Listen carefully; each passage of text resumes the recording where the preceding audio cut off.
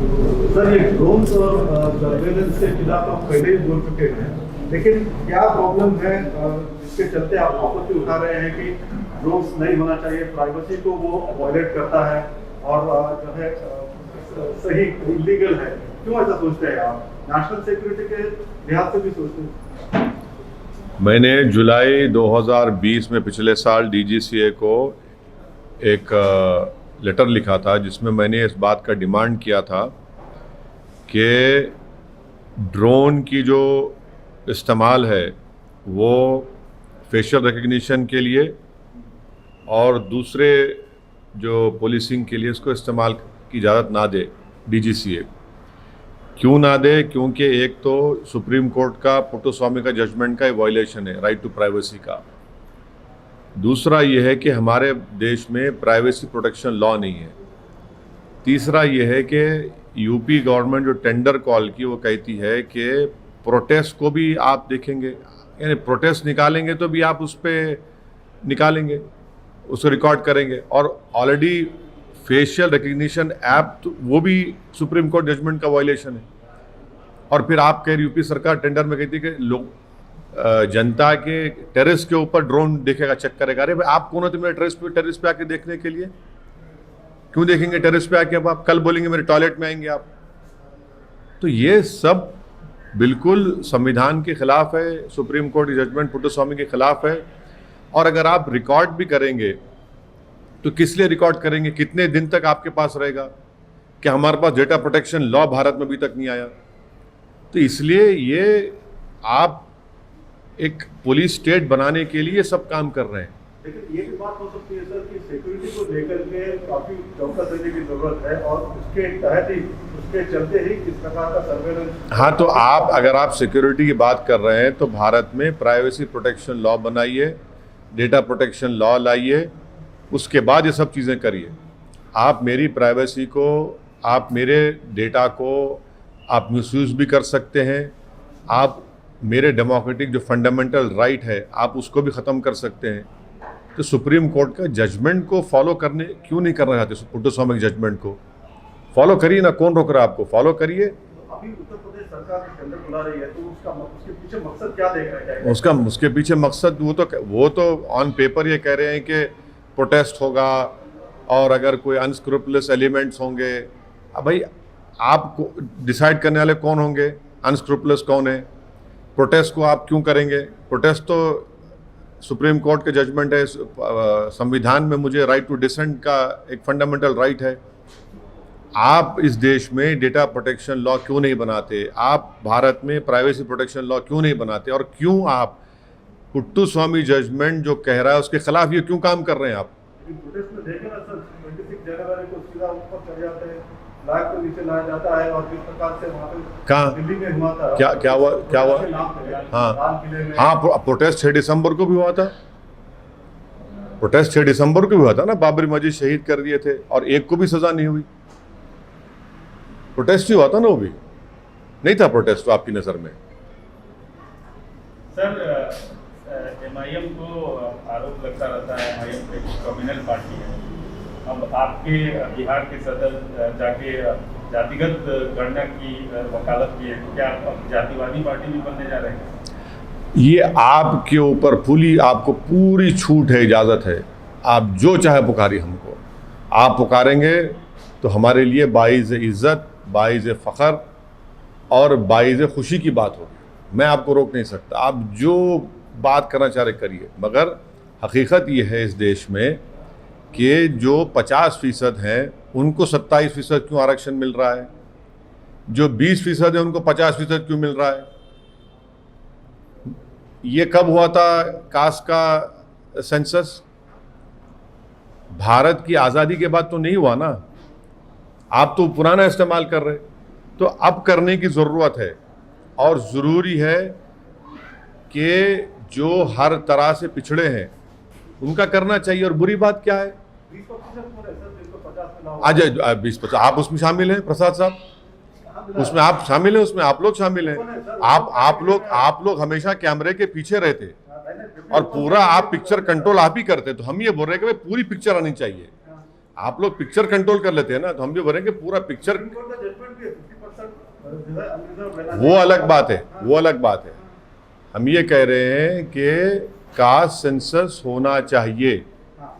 ये हर political party कह रही है। तो उसके और बाद- सुनिए सुनिए, और मोदी जी अपने आप को ओबीसी लीडर कहते हैं, तो उनको हम पार्लियामेंट में भी मैंने कहा था कि मोदी जी जब प्यार किया तो डरना क्या। आप जो है 50% का ये जो सुप्रीम कोर्ट का है, आपको पार्लियामेंट को पावर है संविधान से, आप लॉ बनाइए और तोड़ जाइए 50% को। डरते क्यों हैं?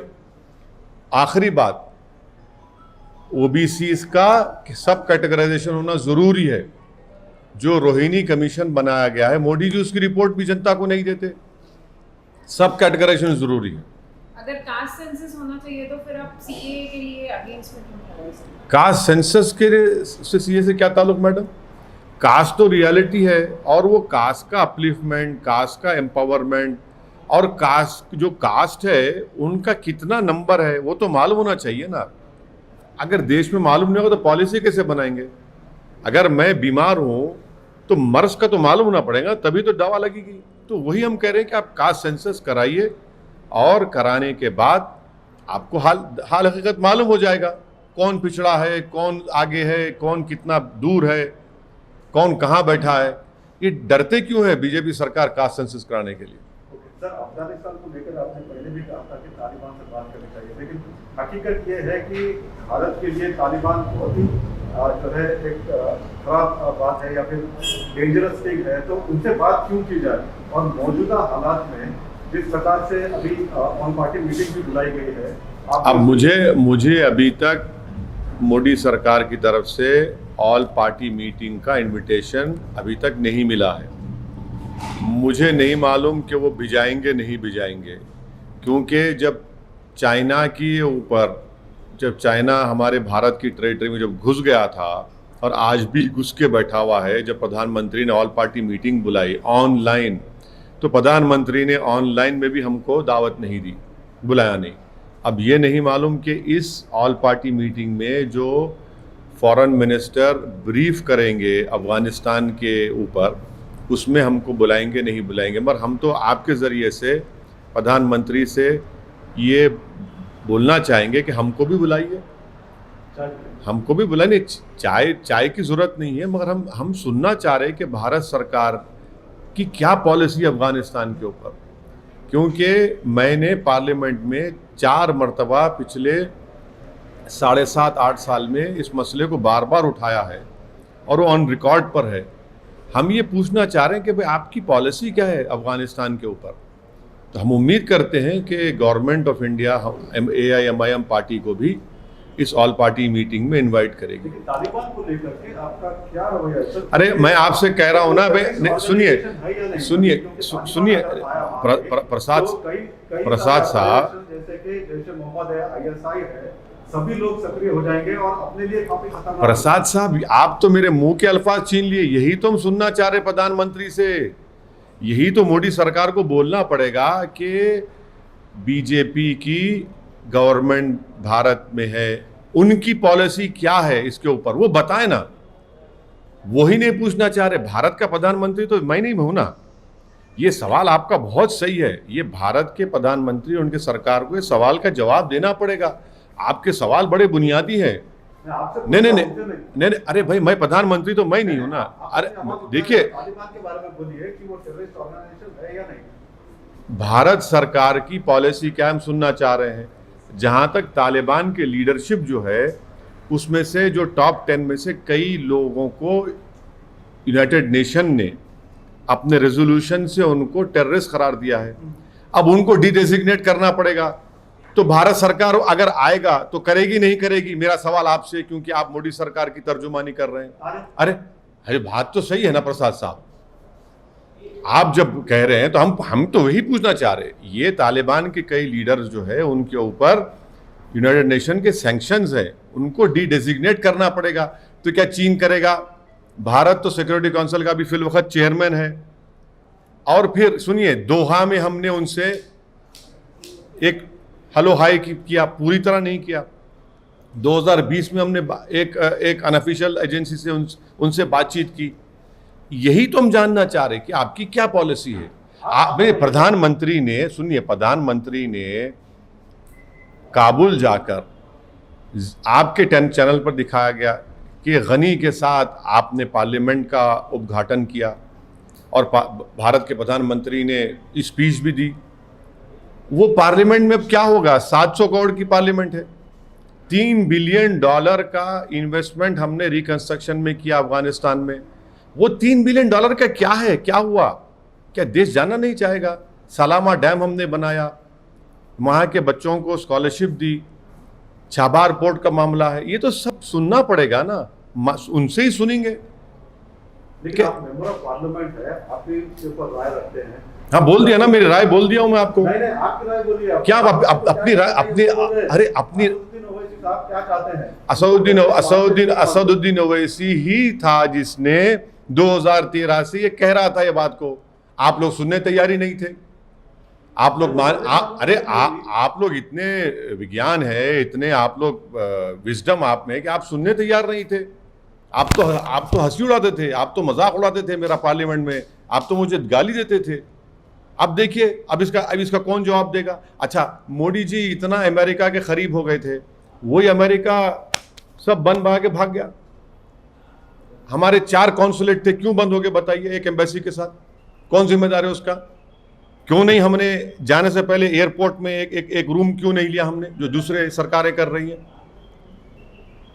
यही तो सवालात हैं जिसका जवाब हम चाहते हैं प्रधानमंत्री से। वो प्रधानमंत्री है ना, उनको बताना पड़ेगा देश को कि $3 बिलियन भारत का पैसा वहां पर सर्व करने के बाद ये सब क्या हुआ। आप कह रहे हैं कि आपने पहले सरकार को बताया था कि हमको बातचीत करनी चाहिए इसके नहीं, मैंने सुनिए, किस तरह से सुनिए, मैंने पार्लियामेंट में ये सवाल उठाया था कि क्या आप ये करेंगे, आपकी पॉलिसी क्या है? आपने जवाब नहीं दिया। मैंने आपको बाखबर किया, मैंने आपको कॉशन किया, तो आप सुनने तैयार नहीं थे। आज वो हकीकत बन चुकी है ना। तो इसमें आपका प्रॉब्लम क्या है आपके चैनल का, कि आप ये चाह रहे हैं कि रात के 9 बजे बैठकर ओवैसी ये वो मैं होने नहीं दूंगा। आप ये नहीं, सुनिए, आप ये पूछिए कि ओवैसी ने पार्लियामेंट में कहा था नहीं कहा था, बताइए आपने क्या किया? ओवैसी ने कहा था कि आप क्या कर रहे हैं, आप उसका जवाब नहीं देते। ओवैसी ये बोल रहा है कि भाई $3 बिलियन आप भारत का पैसा वहां पर खर्चा किए। अब उस पार्लियामेंट में कौन बैठेगा? वो सलामा डैम का क्या होगा? वो जो बच्चों को हमने स्कॉलरशिप पे बुलाया था, ये सब क्या हुआ? इसका नतीजा क्या निकला? भारत को उनसे डरना चाहिए या फिर क्या करना चाहिए? देखिए, भारत सरकार ये बखूबी जानती है, असदुद्दीन ओवैसी भी जानता है कि जितने तालिबान के लीडर्स हैं अभी, उसमें से बहुत से ज़्यादा पर यूनाइटेड नेशन ने उनको एज अ टेररिस्ट डिक्लेयर किया है ना। तो फिर आपको ही मानना पड़ेगा, मेरे को ही मानना पड़ेगा ना, यूनाइटेड नेशन का मानना पड़ेगा। मगर हम ये पूछना चाह रहे, आपने 2020 में उनसे मुलाकात की, यही टेररिस्ट से जिसको यूनाइटेड नेशन ने किया। आपने दोहा में उनसे मुलाकात की नहीं की। अब ये हम गवर्नमेंट ऑफ इंडिया ने दोहा में मुलाकात की ना, तो आप ही ने रिपोर्ट किया था। आप भूल जा रहे हैं, आपका चैनल पे आपने दिखाया था बड़ा बड़ा। हम ये सवाल तो हम पूछना चाह रहे हैं। हम तो उम्मीद करेंगे कि मोदी सरकार हमको भी दावत देगी। गो हमारे 2 MP हैं, मगर हम भी थोड़ा सुनना चाह रहे हैं। बुलाइए हमको भी पार्लियामेंट में। हाँ, बोलेंगे नहीं, हम सुनना चाह रहे भाई। वो तो ब्रीफ करेंगे। फॉरेन मिनिस्टर जयशंकर साहब जो है ब्रीफ करेंगे, सुनना चाहेंगे ना, हमको भी सुनाइए। हम भी ट्विंकल ट्विंकल लिटिल स्टार हैं। लेकिन जिस प्रकार से भारत अभी अफगानिस्तान से अपने नागरिकों को, दूसरों को लेके आ रहा है, बहुत अच्छा कर रहे हैं, क्या प्रशंसनीय, बहुत अच्छा कर रहे हैं, बहुत ज़रूरी है, वो लेके आना चाहिए उनको। मगर हम तो ये सोच रहे थे कि वहाँ पर एयरपोर्ट पे हम एक हिस्सा, एक एयरपोर्ट का, जैसा दूसरे एम्बेसीज ने एयरपोर्ट में एक रूम लेकर वहाँ पर अपना झंडा लगाया अपनी कंट्री का, हम भी लगाना चाहिए था हमको, क्योंकि एयरपोर्ट अमेरिका के कंट्रोल में है। अभी भी अगर हमारे कोई नागरिक हैं तो उनको बिल्कुल निकालना चाहिए। अब एक बात या आप लोग भूल रहे हैं, जिस जगह से हम यहाँ बैठकर इंटरव्यू कर रहे हैं, यहाँ का इंजीनियर को टेररिस्ट ने मार दिया था। हमारा इंजीनियर मारा गया आंध्रा का, तेलंगाना आंध्रा का, जाने दी गई हैं। तो यही तो हम सवाल पूछना चाह रहे हैं उनसे, आप जवाब ही नहीं हम सुनना चाह रहे। आप मुझे प्रधानमंत्री बना दे रहे, ये तो गलत बात है ना। मैं तो सत्ता में नहीं हूं, मेरे सवालात करना मेरा काम, मेरा डेमोक्रेटिक राइट है। मगर आपको इतनी तकलीफ क्यों हो रही है बताइए ये सवालात से? 3 बिलियन आपका भी पैसा है ना उसमें। जिस तरह से हालात है ये मैडम को सर, जिस तरह से अफगानिस्तान में इस वक्त हालात है, लोग मारे जा रहे हैं, तो उस पे अब क्या भारत को उनसे डरना चाहिए या क्या स्टैंड लेना? भारत किसी से नहीं डरता, ना डरना चाहिए। क्यों डरना चाहिए? क्यों डरना चाहिए हमको? मुल्क है, हमें कंट्री है, डरने की क्या बात है? चीन और पाकिस्तान एक हो गए। अरे भाई डरने की क्या बात है? कोई हो जाए, एक हो जाए, हम अगर हम एक हो गए तो 100 एक हो जाए, क्या करेंगे? डरने की बात नहीं है। ये बात बिल्कुल सही है कि तालिबान पाकिस्तान से बहुत करीब है, इससे कोई डिनाई नहीं कर सकता। तालिबान पाकिस्तान से बहुत करीब है, कौन डिनाई करेगा इसको? सब कुछ सारी दुनिया के हर सिक्योरिटी एक्सपर्ट्स कह रहे हैं। तो ये हम सुनना चाह रहे कि फॉरेन मिनिस्टर साहब क्या ब्रीफ करेंगे अगर हमको बुलाए, नहीं तो फिर आपसे सुन लेंगे। Hardeep Singh Puri has said that Afghanistan crisis shows why CAA is needed. Then make it. They should have made it religious neutral. Simple as that. I had said in my speech in the parliament that strategically this was a wrong step to be taken by the government, wherein you have made it on the basis of religion. Had it been religious neutral, people who have helped us, they would have easily been able to come to India. But you have made it on the basis of religion, which again is a violation of right to equality. Who stopped you from making it religious neutral? I had raised the issue of Hazaras, Tajiks, Uzbeks, Turkiman. In my speech I have raised it. No, you act in haste and you want to repent in leisure, you do it. But this is what I had said. Who stopped you from making it religious neutral? So you have been telling that there must be talks between the Taliban and UPC. No, I have been saying what the government is doing based on what has been said by strategic security experts, based on my readings of eminent journalists who are right now who are responsible for writing in our national newspapers, who have great respect for. Every security expert was saying this. So don't make Asauddin Owaisi some kind of like expert. I have been reading these people, following them, and what they have said many years ago has been proven right now. Has been proven right now. The UP CM has told that people are shamelessly supporting Taliban. There, as far as AIMIM is concerned, we are not supporting anyone. We have raised questions because we are concerned about what will happen in Afghanistan. How the UP CM should read history. He should know that the aircraft which was hijacked landed in Khandar. And in Khandar, when the aircraft landed, we had no one to communicate over there. The UP CM should also know that as of now, security experts have said that Al-Qaeda, Daesh are right now moved their recruitment centers from Iraq and Syria into Afghanistan. Jaish-e-Mohammed is now embedded in Helmand province. The UP CM should answer this question, that how is it that after spending $3 billion, what is the net result?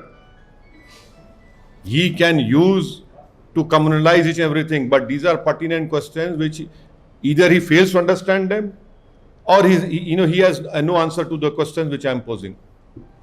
Sir Kalyan Singh ji के बारे में हाँ, बहुत वहाँ पे roads उनके नाम पे उनके नाम पे अयोध्या में हाँ बहुत दिन से बीमार थे बेचारे, इंतकाल हो गया उनका। उनके नाम पे अयोध्या में राम मंदिर के रास्ते का रोड का नामकरण अरे बहुत दिन से बीमार थे भाई, इंतकाल हो गया बेचारे, इंतकाल हो गया, बीमार थे ना बहुत दिन से।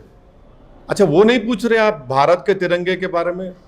नहीं पूछेंगे? आपको भारत के तिरंगे से मोहब्बत नहीं है? आप टीवी वालों को, चैनल वालों को, कहाँ गया राष्ट्रवाद आप लोगों का? तिरंगा के बारे में फिक्र नहीं है आपको? नहीं देखे आप लोग वही देखते हैं जो आपको आप दिखाना चाहते। हम वो देखते हैं जो आप नहीं देखते, जो देश को हम दिखाना चाहते। बोलिए सर, क्या नहीं हो गया। अब आप नहीं देखे तो क्या करेंगे? आप देख लेते तो हमसे पूछते। रोड का नामकरण कल्याण सिंह, हाँ रोड का नामकरण कल्याण सिंह के नाम पे हो रहा है। अरे भाई क्या क्या नाम बदल दिए, इलाहाबाद का नाम प्रयागराज करे। आप भी तो इलाहाबाद से आते हैं मेरे भाई।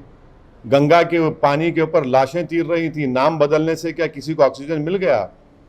गंगा के किनारे लाशों पर कुत्ते खा रहे थे, नाम बदलने से कुछ हो गया?